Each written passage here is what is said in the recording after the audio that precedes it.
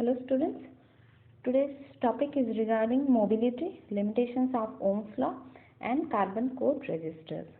So first we will start regarding mobility. What is mobility? Mobility is actually tells us that how fast electrons will move by the pull of electric field. So when an external electric field is applied, so with how much speed they will move. So it is actually defined as the ratio of drift velocity by electric field E, or we can also say that the mobility is the drift velocity per unit electric field. So what is the SI unit of this electric field, of this mobility? That is your meter square per volt second. So this is the mobility, and let us find out the expression of mobility by putting the value of Vd. From our previous class we know that the drift velocity expression is E tau by m. The tau is the relaxation time and divided by E. So E get cancelled and the mu expression will be E tau by m. So this is the expression of mobility. The mobility terms will be used in our semiconductor devices and in the studies of solid state physics. Now let us discuss what are the limitations of Ohm's law. So here I will discuss about three important limitations, or the three limitations of Ohm's law. The first one is that V ceases to be proportional to I. That is, for every conductor the Ohm's law may not be valid.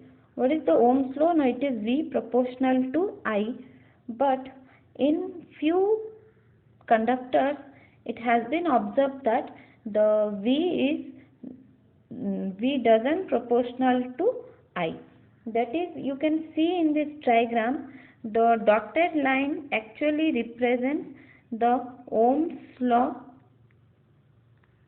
and here but you can see that for other conductors this straight line may vary, or we can say that the straight line may deviate, which represents that it is not obeying Ohm's law.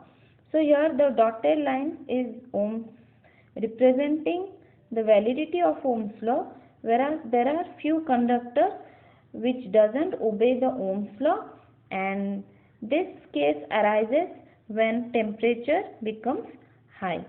So at high temperatures few conductors are there where it doesn't obey the Ohm's law, and those are called as non-ohmic conductors.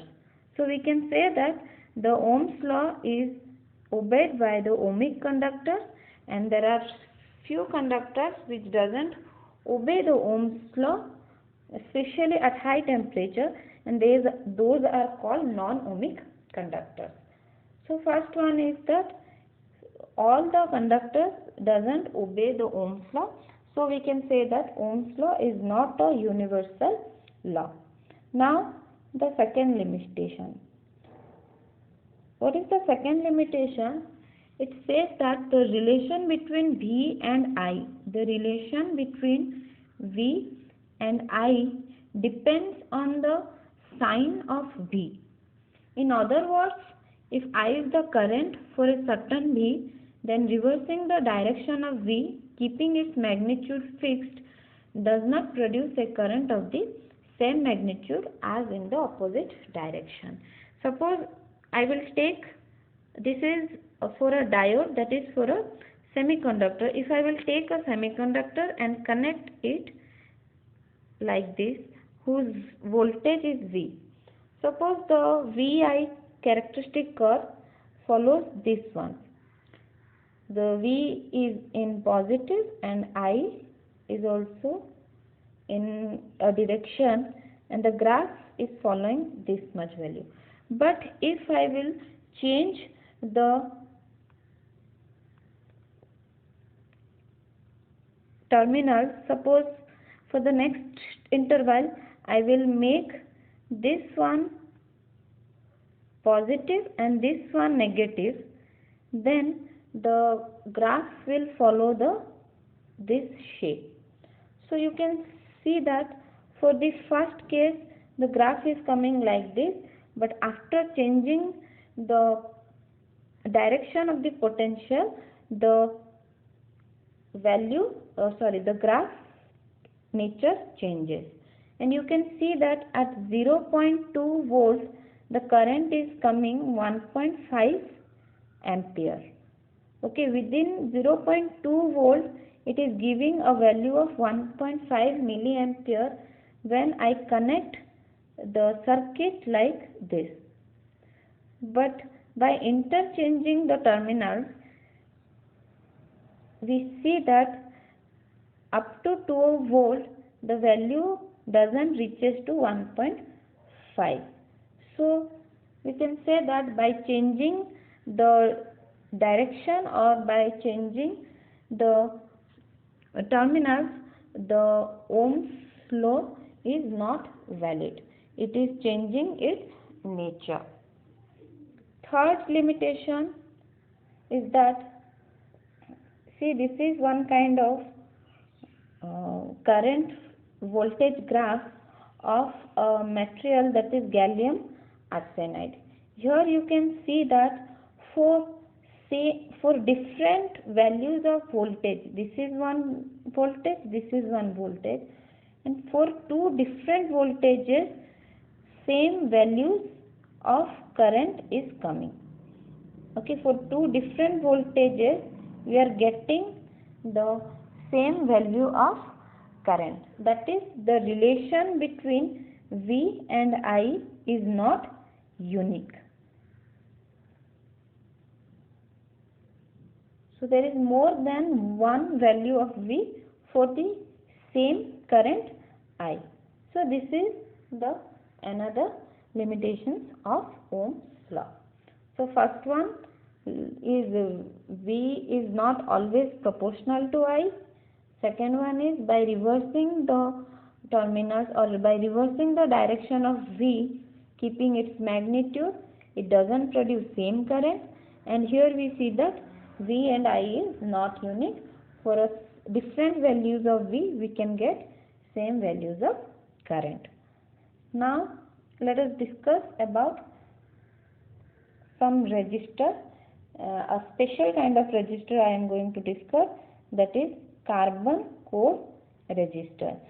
You can see in the diagram that these are your carbon core resistors, and these carbon core resistors are used in integrated chips.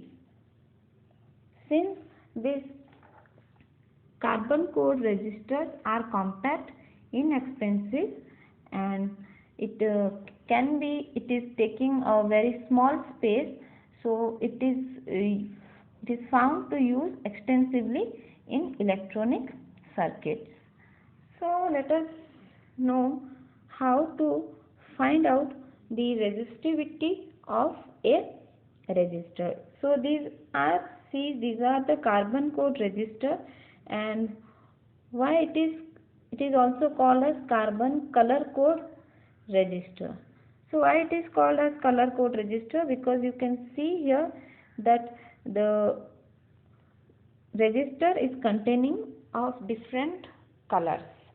So by seeing the colors we can find out the resistivity of the conductors. So let us take an example and try to find out. In your book you can see the values given here, and here one example is given. Let us take this example.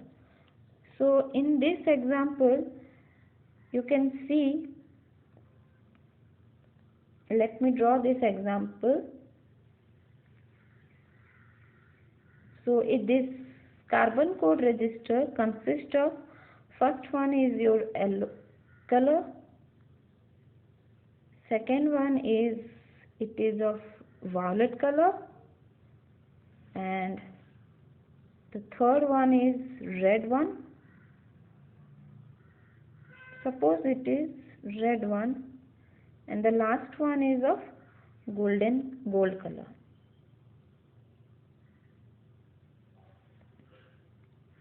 So let me write, this is of yellow, this is violet, this is your gold, and this one is your, suppose in this diagram it is given brown, let me write it brown. So how to find out the resistivity? See, the first color band is representing your first significant figure. So here you can see the first one is yellow, so the yellow corresponds to number 4. So I will write it as 4. Then violet. Violet is the second band represents the second significant figure. So your violet corresponds to 7. So I will write here 7. Third one corresponds to brown. So I will multiply, and third one represents your multiplier. So let us see brown. Brown is corresponds to 10 to the power 1. So I will write it as 10 to the power 1. And the fourth band represents the tolerance, means the accuracy of the resistivity. Since I am writing this as gold, so you can see that this gold corresponds to 5. So I will write it as plus or minus 5% tolerance. So in this way you can find out the resistivity of different resistors by seeing the color of the resistor.